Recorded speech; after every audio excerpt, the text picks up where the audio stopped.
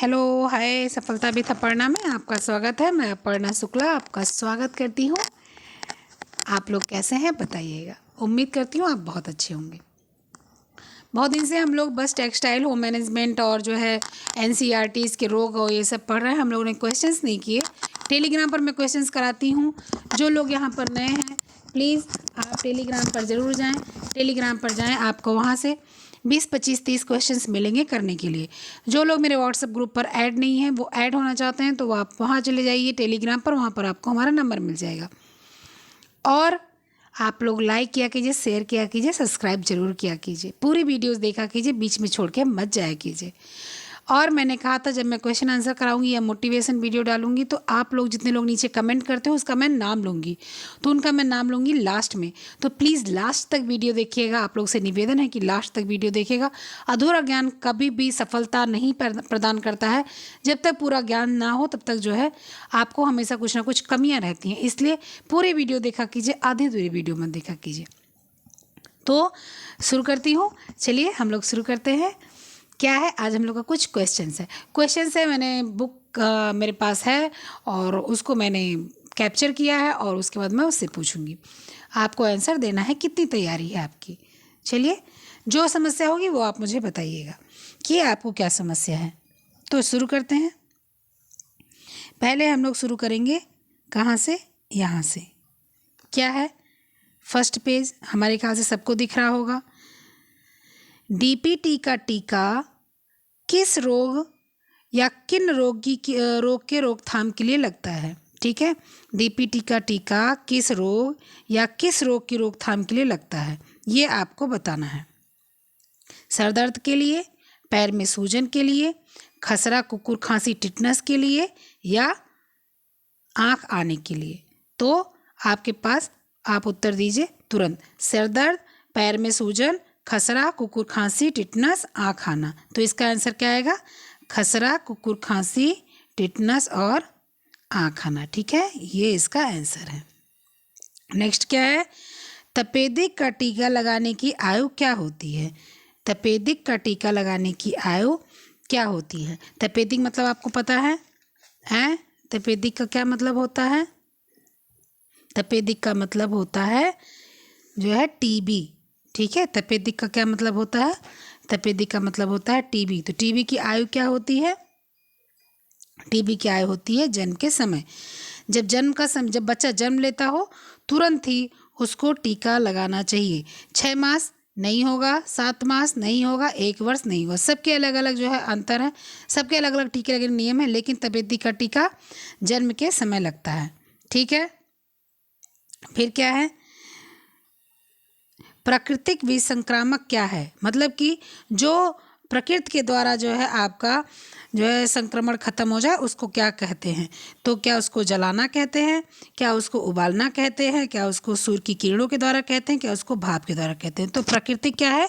जो प्रकृति के द्वारा हो तो प्रकृति के द्वारा होता है सूरज की किरणें।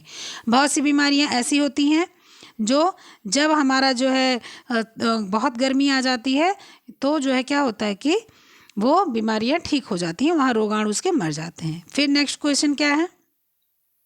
नेक्स्ट क्वेश्चन के लिए आगे बढ़ते हैं। नेक्स्ट क्वेश्चन है शरीर के रोगों से लड़ने की क्षमता को क्या कहते हैं? शरीर के रोगों से रोग, ये सब बहुत आसान सा क्वेश्चन है। अगर आप लोग आंसर दे रहे हैं तो बहुत अच्छा है, नहीं दे पा रहे हैं तो पढ़ने की ज़रूरत है। तो उसको क्या बोलेंगे?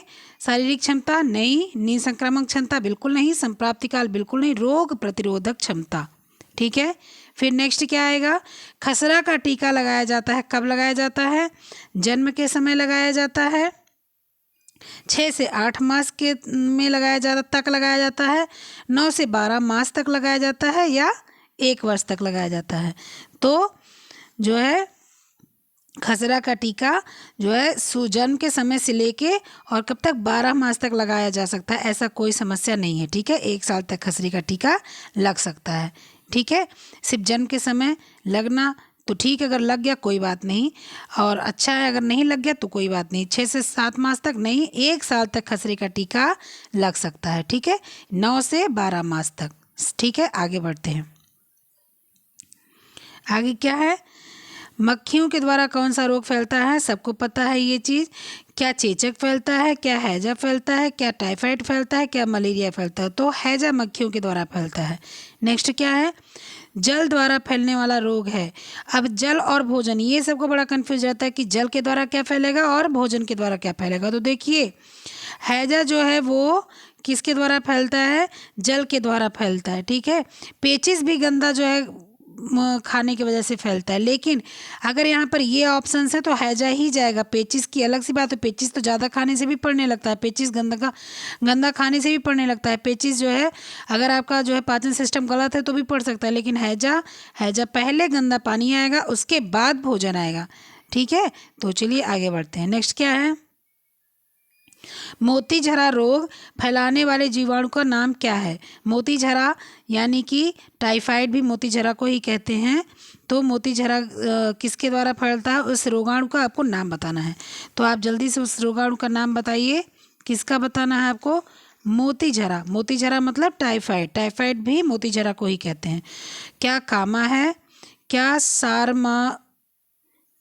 सारमा मेला टाइफी है, या टोनस है, या एनोफिलीज है? तो क्या होगा इसका? सारमा मेला टाइफी। ठीक है, ये जीवाणु है। नेक्स्ट हम लोग आ जाते हैं यहाँ पर नेक्स्ट पेज पर। नेक्स्ट पेज क्या है? मोतीझरा में प्रारंभ में ज्वर रहता है। कितना ज्वर रहता है शुरुआत में? तो शुरुआत में 101, 100 रहता है, 101 रहता है, 102 रहता है, 104 रहता है। तो शुरुआत में मोतीझरा का ज्वर कितना रहता है? 101 रहता है। ठीक है। नेक्स्ट क्या है? अतिसार का उद्भवन काल कितना होता है?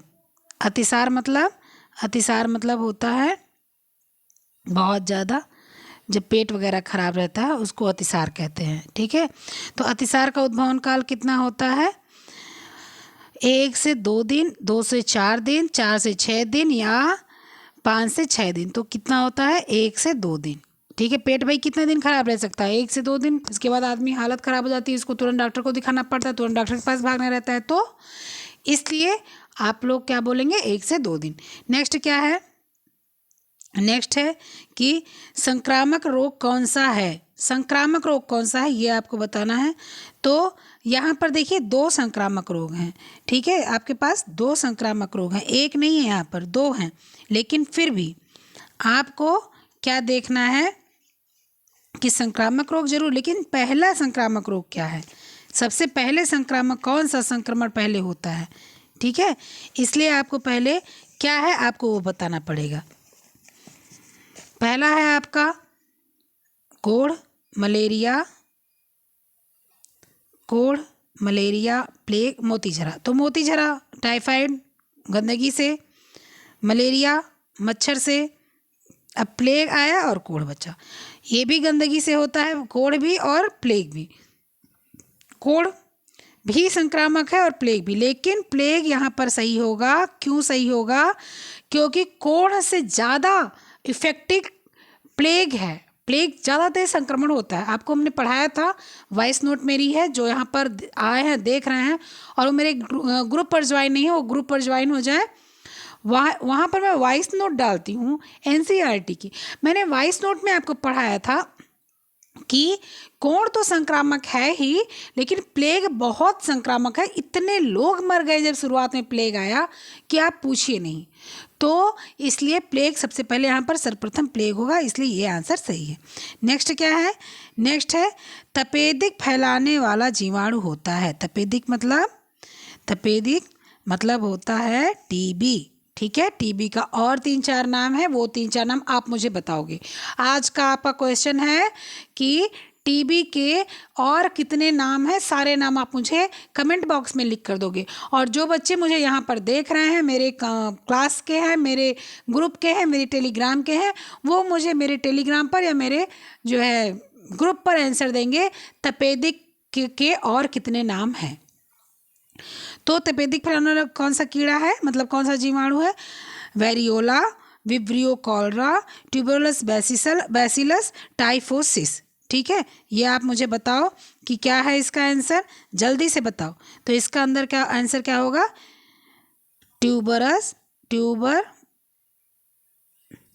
ट्यूबरकल बैसिलस, ठीक है, ये इसका आंसर होगा। नेक्स्ट क्या है, बीसीजी का टीका कब लगाया जाता है, ये आपको बताना है। तो बीसीजी का टीका किस लिए लगाया जाता है, बच्चे को तपेदिक के लिए लगाया जाता है, ठीक है। बहुत ज़्यादा जो है खींचती नहीं हूँ वरना बहुत लंबा हो जाएगा। फिर नेक्स्ट क्या है, नेक्स्ट है फेफड़े में तपेदिक के लक्षण क्या होते हैं। तो फेफड़े में तपेदिक के लक्षण होते हैं, फेफड़ा कमज़ोर हो जाता है, सही है। ऑक्सीजन ग्रहण नहीं हो पाता, बिल्कुल सही है। सांस फूलने लगती है, एकदम सही है। यानी कि इनमें से सभी। भाई जब ये सारे लक्षण होते हैं तभी आदमी टीबी से मरता है, वरना अगर आदमी ये सब लक्षण नहीं होते तो धीरे धीरे वो डॉक्टर उसको जो है संभाल लेता है, आदमी बच जाता है। नेक्स्ट क्या है, चेचक जीवाणु द्वारा फैलता है, उस जीवाणु का क्या नाम है। चेचक के जीवाणु का क्या नाम है, ये आपको बताना है। तो इसका नाम है वेरियोला वायरस। क्या नाम है, वेरियोला वायरस, चेचक के जीवाणु का नाम है। आपको मैंने सल्मोला टाइफी बता दिया, मैंने कोका विब्रियो भी बता दिया, मैंने तपेदिक बैसिलस भी बता दिया है।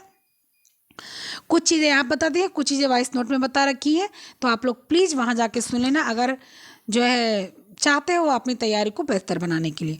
नेक्स्ट क्या है, किस रोग के जीवाणु कान के नीचे व आगे स्थित गिल्टियों को प्रभावित करते हैं।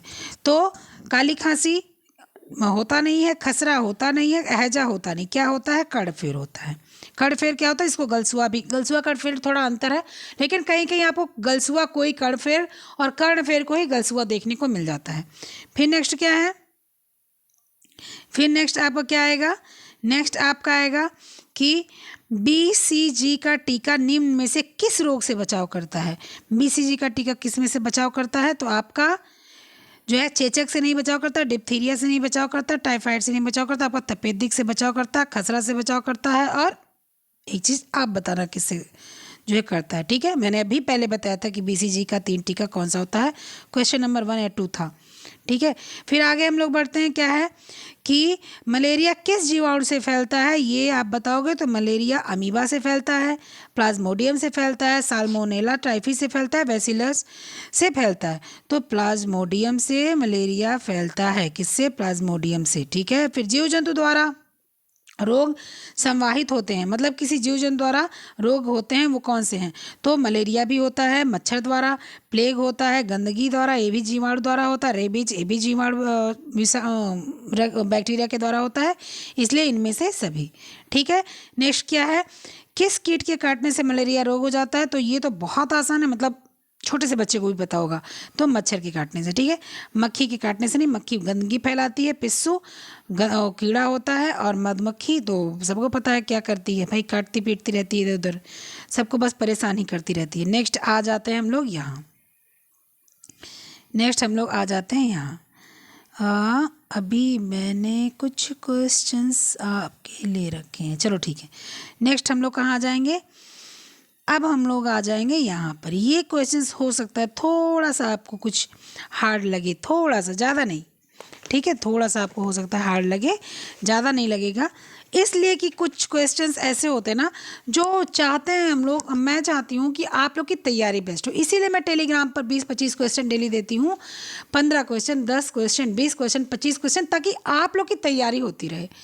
अपने ग्रुप पर मैं इतने सारे पीडीएफ, इतने सारे फोटोज सेंड करती हूँ कि कहीं भी आप लोग को कोई समस्या ना हो, ऐसा ना हो कि आप लोग कोई समस्या आ जाए। ठीक है, तो आप लोग कोशिश ये करो कि जो है सारी चीज़ें आप लोग कंज्यूम करो, लो, उसको ग्रहण करो, पढ़ो, लिखो, जैसे भी आप लोग उसको तय तो काम कर पाते हो आप करो, बस आप मेहनत करो। मैं तो कर ही रही हूँ, क्या मैं कम करी हूँ, मैं पहले पढ़ती हूँ, फिर मैं उसको प्रिपेयर करती हूँ, फिर मैं उसको जो है तैयार करके आपके सामने प्रेजेंट करती हूँ, प्रेजेंट करने के बाद आपकी जो क्वेरीज होती हैं उनको एक्सेप्ट करती हूँ, फिर उसके बाद उसको आंसर खोज के फिर मैं देती हूँ, ये मैं कर रही हूँ। आप लोगों को बस इतना करना है, आप लोग को देखना है, देखने के बाद समझना है, समझने के बाद जो समझ में नहीं आता है वो मुझ तक पहुँचाना है, और जो समझ में आता है आपको नीचे कमेंट बॉक्स में लिख देना है कि हाँ मुझे समझ आ गया। ठीक है, जो मैं क्वेश्चन पूछती हूँ आपको नीचे कमेंट बॉक्स में उसका आंसर दे देना है, और जो मैं नहीं पूछती हूँ फिर भी यहाँ आप कमेंट बॉक्स में आंसर नहीं दे सकते तो आप मेरे ग्रुप पर दे सकते हो। मेरा ग्रुप नंबर आपको टेलीग्राम पर मिल जाएगा। मैं यहाँ पर ग्रुप नंबर इसलिए नहीं दे रही हूँ क्योंकि मुझे बहुत से मैसेज बहुत गलत आने लगे थे, इसलिए मैंने यहाँ पर नंबर देना बंद कर दिया। इसलिए आप टेलीग्राम से मेरा नंबर ले सकते हो। अपर्णा सिस्टर टीजीटी पीजीटी आप सर्च करोगे टेलीग्राम पर तो मैं आपके पास आ जाऊंगी, आपके सम्मुख आ जाऊंगी। ठीक है, बिल्कुल। ये आप फील कर सकते हो फेस टू फेस। मेरे साथ तो जो जुड़ा है वो फेस टू फेस ही फील कर सकता है, क्योंकि मैं सारे क्वेश्चन का जवाब देती हूँ। यहाँ तक का कोई जो है अगर मेरे पास मैसेज, पर्सनल मैसेज भी करता है तो भी मैं उसका जवाब देती हूँ। तो जो है आप लोग उससे जुड़े रहो और लास्ट तक वीडियो देखा करो प्लीज़, हम्बल रिक्वेस्ट है। ठीक है, चलो आगे बढ़ते हैं। क्या है परिचारिकाएं किसे कहा जाता है? परिचारिका किसे कहा जाता है? महिला डॉक्टर को कहा जाता है, दाइयों को कहा जाता है, नर्सों को कहा जाता है, स्वास्थ्यचर महिलाओं को कहा जाता है। तो परिचारिकाएं कहा जाता है स्वास्थ्यचर महिलाओं को। किसको कहा जाता है? स्वास्थ्यचर महिलाओं को। फिर क्या है? स्वास्थ्यचर या परिचारिकाओं की क्या विशेषता होती है? तो उनको दक्ष भी होना चाहिए, उनको चतुर भी होना चाहिए, उनको शिक्षित भी होना चाहिए, यानी कि इनमें से सभी। ठीक है, नेक्स्ट क्या आएगा कि स्वास्थ्यचर देती हैं। स्वास्थ्यचर क्या देती हैं? क्या आपको सैद्धांतिक ज्ञान देती हैं, व्यवहारिक ज्ञान देती हैं, दोनों देती हैं या कोई नहीं देती? तो सिद्धांत का आपको सैद्धांतिक ज्ञान स्वास्थ्यचर परिचिकाएँ जो है सिद्धांत का क्या ज्ञान देंगी, फिर भी जो है मान लिया जाता है। जैसे कि ऑप्शन ऐसे हैं कि आपको मान लिया जाएगा सैद्धांतिक ज्ञान भी दे सकती हैं और व्यवहारिक ज्ञान भी दे सकती है। भाई परिचारिकाएं हैं तो व्यवहारिक ज्ञान यही है कि भाई आपके लिए मदद कर रही है तो आपका व्यवहार का ज्ञान हो सकता है। सिद्धांत क्या है? उनका सिद्धांत है कि आपकी सेवा करना, आपको ठीक करना, तो वो सैद्धांतिक ज्ञान भी देती हैं आपको। ठीक है, तो इसका आंसर क्या जाएगा? उपयुक्त दोनों। सामान्यतः एक स्वस्थ चर निरीक्षण करती है, मतलब परिचारिका की बात हो रही है, क्या निरीक्षण करती? तो गर्भवती स्त्री की भी निरीक्षण करती है, शिशुओं का भी करती है, बालकों का भी करती है, वो सभी का करती है। ठीक है, निम्न में से कौन सा आवश्यक वसीय अम्ल है जो रक्तवाहिनियों को सेमीपरमिएबल बनाता है? कौन सा ऐसा जो है वसीय अम्ल है? तो कौन सा अम्ल है? इसको बोलते हैं लिनोलिक अम्ल। इसको क्या बोलेंगे? इसको हम लोग बोलेंगे लिनोलिक अम्ल। ठीक है, नेक्स्ट है वसा या तेल को अधिक देर तक गर्म करने पर इनमें कौन सा हानिकारक पदार्थ उत्पन्न हो जाता है? एक्रोलीन। आपको मैं बता दूं, यहाँ पर जो लोग पूड़ी वगैरह छानते हैं, अगर 4-6 पूड़ी छान ली गई तो ठीक है, आप उसको दोबारा यूज़ कर लो। लेकिन अगर बहुत उसको मतलब समझ लीजिए कि आपको ढेर सारे कम से कम 20 आदमी की पूड़ी बनानी है, आपने पूड़ी छानी और लास्ट में जब थोड़ा सा आपका तेल बचता है उसको बिल्कुल यूज़ नहीं करना चाहिए, क्योंकि वो सिर्फ कोलेस्ट्रॉल होता है और वो बैड कोलेस्ट्रॉल होता है। वो हमारे जाके हृदय की जो नलिकाएं होती है उसमें फंसता है, उसमें जमता है। इसलिए कभी भी जब आप उसको तेल को यूज करो, फेंकने में थोड़ा सा कष्ट जरूर होता है क्योंकि महंगाई एकदम चरम सीमा पर है, लेकिन स्वास्थ्य के लिए आपको इतना करना है, या तो आप इतना तेल डालो कि वो एक बार में खत्म हो जाए, और नहीं तो आप लास्ट में उसको यूज नहीं करो, उसको फेंक दो। ठीक है, फिर नेक्स्ट क्या है? नेक्स्ट आपका कौन सा क्वेश्चन आएगा? नेक्स्ट क्वेश्चन आपका आएगा कि आवश्यक वसीय अम्ल शरीर की में कमी होने पर त्वचा संबंधी रोग हो जाता है। कौन सा त्वचा मतलब अगर आपके में स्किन में, आपके शरीर में आपको फैट कम हो जाता है तो आपके शरीर में क्या होता है? तो आपके शरीर में क्या होता है? क्या हो जाता है? फिनोडर्मा क्या होता है? मतलब शरीर जो त्वचा होती है वो कट फट जाती है, रूखी सूखी हो जाती है, सिकुड़ जाती, झुर्रियाँ आ जाती हैं। इसीलिए बोला जाता है कि बैड फैट नहीं लो, लेकिन गुड फैट के लिए आप मक्खन खाया करो, आप 1 चम्मच घी खाया करो, आप जो है मूंगफली खाया करो, आप बादाम खाया करो, थोड़ा सा काजू खा सकते हो। मोटे लोग जो है जिसको तो काजू नहीं खाना चाहिए, बादाम खा सकता है, वो अखरोट खा सकता है। तो ये आपको फैट की पूर्ति कर सकते हैं अच्छे तरीके से, अच्छे माध्यम से। ठीक है, फिर नेक्स्ट क्या है कि हाँ, इसका मैं टिक मार्क कर देती हूँ, इसका होगा फिनोडर्मा। ठीक है, फिर क्या है? शरीर में श्वेतसार की अधिकता होने पर ग्लूकोज त्वचा के नीचे किस ऊतक के रूप में जमा होता है? ग्लूकोज मतलब जो है शरीर का जो श्वेतसार होता है, जो शरीर में जो है सफ़ेद जो है द्रव्य होता है, उसके अधिकता होने पर ग्लूकोज कहाँ रहता है? तो ग्लूकोज कहाँ रहता है? आपका एडिपोज ऊतक में रहता है। किस में रहता है? एडिपोज ऊतक में रहता है। फिर क्या है? कैलोरीमीटर क्या है? कैलोरीमीटर से क्या नापा जाता है, ये आपको बताना है। तो कैलोरीमीटर से क्या नापा जाता है? करीब करीब सबको पता होगा कि कैलोरीमीटर हमारे शरीर की कैलोरी नापता है, यानी कि हमारे शरीर की ऊष्मा नापता है। यहाँ पर अगर ये लिखा होता कि हमारे शरीर की कैलोरी नापता है तो आप वो लिख सकते हैं, लेकिन यहाँ थोड़ा सा घुमा दिया है, ऊष्मा नापता है। तो हमारे जब शरीर में कैलोरीज होती है, जब हमारे शरीर में वसा होती है, जब हमारे शरीर में एनर्जी होती होती है तभी हमारी शरीर क्या होती है, गर्म होती है। तो जो ऊष्मा होता है वो कैलोरी मीटर से नापा जाता है। नेक्स्ट क्या है, 1 ग्राम प्रोटीन में कितनी ऊष्मा होती है, मतलब कितनी कैलोरीज होती हैं, इसमें पूछ रहा है कितनी कैलोरीज होती हैं। 1 ग्राम प्रोटीन में कितनी कैलोरीज होती हैं, तो 1 ग्राम प्रोटीन में आपकी 5.65 कैलोरीज आपको मिलेंगी। 5.65 कैलोरीज आपको ऊष्मा मतलब एनर्जी मिलेगी। ठीक है, एनर्जी मान लो, कैलोरी मान लो, जो आप मान लो मिलेगी। नेक्स्ट क्वेश्चन क्या है, गंदी बस्तियों में मकानों को स्वास्थ्य की दृष्टि से उचित क्यों नहीं माना जाता है? क्यों नहीं माना था? कच्चे मकान होने से नमी, सीलन अधिक होने से सूर्य की रोशनी और शुद्ध वायु का अभाव रहता है, इसीलिए। ठीक है, ये कोई बात नहीं है कि जो है रहन सहन की स्थिति, भाई मकान छोटा है या कच्चा है तो इससे अधिक लोग कमरे में रह रहे हैं, इससे तो कोई फर्क पड़ता नहीं। रहन सहन तो इससे प्रभावित नहीं होता। प्रभावित इससे क्या होता है, भाई कच्चा मकान है, सीलन आती है, सीलन आएगी तो रोगाणु विषाणु ज़्यादा उसमें रहेंगे, बीमारियाँ फैल सकती हैं, इसलिए। नेक्स्ट क्वेश्चन क्या है, नेक्स्ट क्वेश्चन है कि किस सन में बंगाल सरकार ने कलकत्ते की गंदी बस्तियों में सुधार लाने का कानून पारित किया था? बंगाल ने, यहाँ पर बंगाल की बात हो रही है, किस सन में? तो सन 1958 में, सन 1958 में ये जो है बंगाल सरकार ने कानून पारित किया था। सन 1958 में बंगाल सरकार की गंदी बस्तियों के लिए क्या कानून पारित किया था? तो इसमें क्या कानून पारित किया था? तो उसमें उन्होंने पारित किया था उन लोगों के लिए 1 मील के क्षेत्र के भीतर स्वच्छ एवं स्वस्थ आवास गृहों का प्रबंध राज्य सरकार करेगी। ये किसने किया था? ये किया था बंगाल सरकार ने। ठीक है, 26 का ये आंसर सही होगा। 27 क्या है? 27 है, जन्म के उपरांत नवजात शिशु के लिए सर्वप्रथम अनिवार्य है फेफड़ों की श्वसन क्रिया। फेफड़ों की श्वसन क्रिया, भाई जब श्वसन क्रिया होगी फेफड़ों में तभी जन्म के बाद बच्चा जीवित महसूस होगा, नहीं तो जो है जीवित नहीं महसूस होगा। नवजात शिशु को कपड़े कैसे होने चाहिए? बहुत आसान सा क्वेश्चन है, बिल्कुल मुलायम सूती वस्त्र होने चाहिए। टेरिकॉट तो बिल्कुल नहीं होनी चाहिए। ऊनी, भाई मौसम के अनुसार की बात है, कहा नहीं जाता, लेकिन ऊनी भी अगर मौसम ठंडा भी है तो पहले कॉटन पहनाया जाए, उसके बाद वूलन पहनाया जाए। और रेशमी से गर्मी लगती है। ठीक है, फिर नेक्स्ट क्या है, शिशुओं के वस्त्र कैसे होने चाहिए? एकदम बहुत आसान सा आंसर है, ढीले ढाले होने चाहिए। भाई फिटिंग वाले कपड़े बहुत दिक्कत होंगे, लपेट दोगे तो वो भी फिटिंग वाले ही हो जाएंगे, और चाहे जैसे नहीं होता है ढीले ढाले कपड़े। फिर शिशु के दांतों को स्वस्थ रखने के लिए कौन सा पोषक तत्व जो है जरूरी है? तो कैल्शियम। दूध देना चाहिए शिशु को, तभी उसका दांत जल्दी निकलता है और वो मजबूत होता है। ठीक है, नेक्स्ट है, शिशु का पहला मल त्याग कैसा होता है? तो वो गाढ़ा काले रंग का चिकना व चिपचिपा पदार्थ होता है। नेक्स्ट क्या है कि नॉरएड्रेनालिन मस्तिष्क के किस भाग को नियंत्रित करता है? नॉरएड्रेनालिन मस्तिष्क के किस भाग को नियंत्रित करता है? तो ये कौन से भाग को नियंत्रित करता है आप बताएंगे? प्रामस्तिष्क। प्रामस्तिष्क मतलब एकदम आगे के मस्तिष्क को, प्रामस्तिष्क।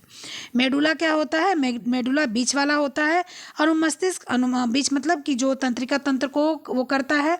फिर क्या है? अनुमस्तिष्क जो पीछे रहता है, तो प्रामस्तिष्क होगा इसका। नेक्स्ट क्या है? नेक्स्ट है सुप्रारीनल ग्रंथि किसे कहते हैं? सुप्रारीनल ग्रंथि किसे कहते हैं?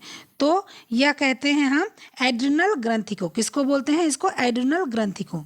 ठीक है, नेक्स्ट क्या है? नेक्स्ट है आपका कि कार्टिसोन हार्मोन उपयोगी है। कार्टिसोन हार्मोन किस लिए उपयोगी है? तो कार्टिसोन हार्मोन आपका आर्थराइटिस रोग के उपचार के लिए भी सही है, सेक्स स्टेरॉइड्स जननांगों के लिए भी सही है, लैंगिक लक्षणों को प्रभावित भी करता है, यानी कि उपयुक्त सभी। ठीक है, फिर किस हार्मोन्स की कमी से मिक्सिडिमा नामक रोग हो जाता है? किस हार्मोन्स की कमी से? तो थायरॉक्सिन की कमी से हो जाता है मिक्सिडिमा। थायराइड की कमी से क्या होता है? मिक्सिडिमा। नेक्स्ट क्या है? नेक्स्ट हम लोग आ जाते हैं नेक्स्ट क्वेश्चन पर।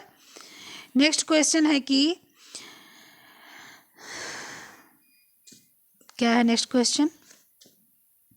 वही स्वास्थ्य उत्तम कहलाएगा, वही स्वास्थ्य उत्तम कहलाएगा जिसमें शरीर विभिन्न रोगों से मुक्त होने के साथ साथ शरीर शारीरिक, मानसिक एवं सामाजिक रूप से भी पूर्णतः स्वस्थ हो।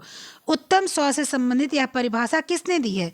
तो सबको पता होगा, मेरे ख्याल से ऐसा कोई नहीं होगा जिसको नहीं पता होगा। यह परिभाषा किसने दी है? यह परिभाषा दी है WHO ने। नेक्स्ट क्या है? किस वैज्ञानिक ने सर्वप्रथम प्रोटीन को प्रथम स्थान ग्रहण करने वाला पदार्थ बताया है? किस वैज्ञानिक ने बताया? इसको बताया मल्डर ने। ठीक है, कि प्रोटीन सबसे पहले ग्रहण करना चाहिए, बाद में वसा वगैरह को यूज करना चाहिए, ग्रहण करना चाहिए। नेक्स्ट क्वेश्चन क्या है? होल्स्ट तथा फ्रेलिक नामक वैज्ञानिकों ने किस जीव को सर्वप्रथम स्कर्वी रोग के लक्षण देखे थे? किस जीव पर देखे थे स्कर्वी रोग? तो किस पर देखे थे? चूहे पर देखे थे। ठीक है, ये सारे क्वेश्चंस आए हुए हैं। ठीक है, यूजीसी नेट के बहुत पहले ये क्वेश्चन आए हुए हैं और ये सारे क्वेश्चंस टीजीटी पीजीटी में भी आए हुए हैं। इसलिए ये मत सोचिएगा कि ये क्वेश्चन आते हैं कि नहीं आते हैं। आपको वही क्वेश्चन दिए जाते हैं जो क्वेश्चन आते हैं, ऐसे क्वेश्चन नहीं दिए जाते जो क्वेश्चन आते नहीं हो। ठीक है, फिर हम लोग आगे बढ़ते हैं। आगे क्या है? सूर्य की धूप से मनुष्य के शरीर में क्या होता है? त्वचा रोग नहीं होते, विटामिन डी की प्राप्ति होती है, घर संक्रमण से दूर रहता है, यानी कि सभी होंगे। प्रदूषण व गंदगी बढ़ने से निम्नलिखित में से कौन सा कारण है? सामाजिक कुरीतियां हैं, आर्थिक विषमताएं हैं, जनसंख्या विस्फोट है। कुछ नहीं, तो जनसंख्या विस्फोट है। सामाजिक कुरीतियों से कोई मतलब नहीं, गंदगी प्रदूषण से। आर्थिक विषमता से भी कोई मतलब है, कोई अमीर है कोई गरीब है, उससे कोई लेना देना नहीं है। जनसंख्या बहुत अधिक होती है, वहाँ समस्या होती है। गंदी बस्तियां हानिकारक है जन स्वास्थ्य के लिए, नैतिकता के लिए, उन्नत सभ्यता के लिए बिल्कुल सही है। ये तीनों चीजें, जन स्वास्थ्य खराब होगा, गंदगी में रहेंगे तो नैतिकता भी गंदगी होगी, गंदी ही होगी, गंदी रहेंगे तो सभ्यता भी गंदी ही रहेगी। ठीक है, फिर नेक्स्ट क्या है? गंदी बस्ती की विशेषता है कि इन बस्तियों की गलियां तंग होती हैं, कच्ची होती, इनमें शौचालय तथा नालियों की उचित व्यवस्था नहीं होती। यहाँ 90% व्यक्ति अशिक्षित होते हैं। बिल्कुल सही बात है, जब गलियां तंग और कच्ची होती हैं तभी वो गंदगी, बरसात और नाली का पानी फैलता है। शौचालय और नालियों की व्यवस्था ढंग से नहीं होती, इसीलिए जो है गंदगी फैलती है। और 90% व्यक्ति अशिक्षित होते हैं। अगर व्यक्ति अशिक्षित नहीं होंगे तो वो अपने आसपास सफाई रखेंगे। भाई आप पढ़ रहे हो कि जो है सफाई रखना अनिवार्य है, मैं पढ़ रही हूँ सफाई रखना अनिवार्य है, तो क्या हम लोग गंदगी फैलाएंगे? नहीं फैलाएंगे। जिसको नहीं पता, छोटा बच्चा है वो पूरे घर में कचरा फैला के रखता है, तो उसको पता नहीं होता ना कि सफाई जो है जरूरी है। लेकिन वही जब बच्चा बड़ा होता है और हम लोग को देखता है कि हाँ मम्मी मेरी घर की सफाई कर रही, दीदी मेरी घर की सफाई कर रही हैं, या पापा मेरे घर की सफाई कर रहे हैं, तो क्या वो बच्चा भी जो है जब थोड़ा बड़ा होता है तो पेपर्स की टुकड़ों को रखने लगता है। वो जो खाया पिया रहता है अपना टॉफी चॉकलेट, उसकी चीज़, उसके पैकेट्स को, उसके रैपर्स को डस्टबिन में डालने लगता है। तो जो नासमझ होते हैं, जो अनपढ़ गंवार होते हैं, जो बिल्कुल से जिसको जानकारी नहीं होती, वो गंदगी फैलाते हैं। ठीक है, फिर नेक्स्ट क्या आएगा? फिर नेक्स्ट आएगा गंदी बस्ती में किस प्रकार का खतरा हो सकता है? तो व्यक्तियों के स्वास्थ्य का, बाल अपराध का, नैतिक पतन का। तो इसमें से भी मेरे ख्याल से सभी होगा भाई। गंदी बस्ती होगी तो सभी होगा, नैतिक पतन होगा, व्यक्ति का स्वास्थ्य भी गड़बड़ होगा, बाल अपराध भी होगा, क्योंकि जब सब कुछ उसके पास है ही नहीं, कोई कमी चीज, तो अपराध होना तो जाहिर सी बात है। ठीक है, फिर नेक्स्ट क्या आएगा? गंदी बस्ती के सुधार के लिए उपयोगी है प्रौढ़ शिक्षा केंद्र, नगर पालिका द्वारा सफाई, उपयुक्त दोनों, या कोई नहीं तो दोनों होगा इसमें। क्यों? क्योंकि भाई जब आदमी चाहे प्रौढ़ हो, चाहे जो है युवा हो, चाहे वो किशोरावस्था हो, जब तक उसको जानकारी नहीं होगी तब तक वो कुछ कर नहीं सकता। और नगर पालिका की जिम्मेदारी बनती है कि वो साफ सफाई को करवाए। नेक्स्ट क्या है? बाल विकास के अध्ययन को महत्वपूर्ण माना गया है। किसको? बालकों के व्यवहार को नियंत्रित करने के लिए, सर्वांगीण विकास के लिए। इसका आंसर आएगा सर्वांगीण विकास के लिए। बालक बालिकाओं में पाए जाने वाले सामाजिक भेद हैं आचरण में, स्वभाव में, दृष्टिकोण में, या सभी में? तो भाई क्या है? आचरण में भी है, स्वभाव में भी है, और विचार में भी है। बालक बालिकाओं में सामाजिक भेद पाए जाने के कारण है शारीरिक रचना, पारिवारिक परिस्थिति, सामाजिक परिस्थिति, इनमें से सभी। तो इनमें से सभी होगा यहाँ पर भी। क्यों? शारीरिक रचना बालक बालिका के अंतर होती है, अलग होती हैं, पारिवारिक परिस्थितियाँ भी अलग होती हैं। भाई लड़कियों के लिए कुछ और सोच है, लड़कों के लिए कुछ और सोच है, दृष्टिकोण भी, मतलब विचार भी अलग अलग होते हैं, कुछ और हैं, कुछ सामाजिक परिस्थितियाँ भी अलग अलग होती है। भाई समाज भी कहता है वो लड़की है वो लड़का है, तो सब माना जाएगा इसमें। ठीक है, फिर क्या आएगा? शैशव अवस्था क्या है? तो शैशव अवस्था समाज आयोजन की अवस्था है। वार्षिक सफाई आवश्यक होती है। घर के सामान की छंटाई जो है मतलब आप जितना घर का सामान हो, दीपावली आ रही है तो सब लोग सफाई करेंगे, जो फालतू सामान है उसको बाहर फेंक देंगे, कबाड़ी वाले को दे देंगे, घर को सजा संवार देंगे, फालतू कपड़े गरीबों को बांट देंगे। तो वार्षिक सफाई इसीलिए है। पहले भारतवर्ष में अधिकतर वृद्धजन बाल विवाह के लिए उत्साहित रहते थे। क्यों? विवाह के खर्च से जल्दी मुक्त हो जाएंगे। पहले विवाह करने से जल्दी बच्चे होते हैं, जिम्मेदारियों से मुक्त हो जाते हैं। विवाह जल्दी कर देने से बच्चों के किशोरावस्था की भावनाओं के भटकने का भय नहीं रहता। उपयुक्त सभी, क्योंकि ये माना जाता है कि जो है जब जल्दी विवाह कर दिया जाएगा तो खर्चे भी कम हो जाएंगे, जिम्मेदारियां भी कम हो जाएंगी, और जो बच्चे किशोरावस्था में इधर उधर भटक जाते हैं वो भटकेंगे भी नहीं। नेक्स्ट क्या है? नेक्स्ट हम लोग प्रश्न देखते हैं। नेक्स्ट है, प्राकृतिक पर्यावरण को ध्यान में रखकर मकान कहाँ पर लकड़ी के बनाए जाते हैं? क्योंकि वहाँ भूचाल बहुत आते हैं। लकड़ी के मकान किस देश में बनाए जाते हैं जहाँ पर भूचाल बहुत आते हैं? तो आप बताओ कहाँ पर बनाते हैं? तो टुंड्रा प्रदेश बर्फ के, जापान लकड़ी के, भारत कच्चे पक्के लकड़ी सब, अमेरिका आपको पता है लकड़ी के नहीं बनते वहाँ पर जो खपड़े होते हैं उसके मकान बनते हैं, ढलाऊ मतलब ढाल वाले बनते हैं। तो जापान, क्योंकि जापान में बहुत अधिक भूकंप आता रहता है। फिर क्या है? भौगोलिक पर्यावरण का जनजीवन अत्यधिक प्रभाव पड़ता है। शीत प्रदेशों में वस्त्र जो पहने जाते हैं उसको कैसे होते हैं? तो ढीले ढाले सूती वस्त्र, जानवरों की खाल, ऊनी तथा मोटे। तो भाई शीत वस्त्र कहाँ पहने जाएंगे? ऊनी तथा मोटे। ठीक है। फिर नेक्स्ट क्या आएगा? नेक्स्ट आएगा ये। नेक्स्ट क्या आएगा? नेक्स्ट आएगा ये वही 1 मिनट, ये 2 बार हो गया है। हाँ, नेक्स्ट क्या आएगा? अब आएंगे हम लोग नंबर 6 पर आएंगे। देखते हैं, यही है 6 वाला। हाँ, ये वाला भी हम लोग कर चुके हैं। ठीक है। तो क्या है कि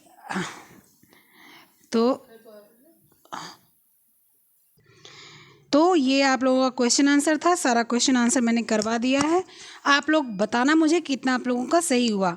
ठीक है। और इसके बाद आप मुझे कितना सही हो ये कमेंट में भी बता सकते हो। आप व्हाट्सएप नंबर पे भी मेरे जुड़कर वहाँ पर भी बता सकते हो। अगर आप व्हाट्सएप नंबर से जुड़ना चाहते हो तो आप टेलीग्राम से पहले जुड़ो, वहाँ पर आपको नंबर मिलेगा जो मैंने टेलीग्राम पर दे रखा है। क्या है कि अपर्णा सिस्टर TGT PGT, आप वहाँ पर जाना, वहाँ पर आप जो है मुझे एक्सेप्ट करना, मुझे आप वो करना, ऐड करना अपने आप में। और इसके बाद वहाँ पर आपको क्विज़ मिलेगा, डेली PDF मिलेगा, और बहुत सी चीज़ें मिलती हैं वहाँ पर भी, बहुत सी चीज़ें मिलती हैं आपको। मेरे व्हाट्सएप ग्रुप पर तो मतलब आपको लॉट्स ऑफ थिंग्स मिलता है, मटेरियल उसका पढ़ाई के रिलेटेड। तो आप जुड़ सकते हो। आगे खुश रहो, पढ़ते रहो, मस्त रहो, और पढ़ाई पर ध्यान जरूर दीजिए, और अपने पढ़ाई को बूस्ट कीजिए, क्योंकि जो है एग्ज़ाम की डेट कब आ जाए पता नहीं है। ठीक है। तो चलते हैं। Okay, bye.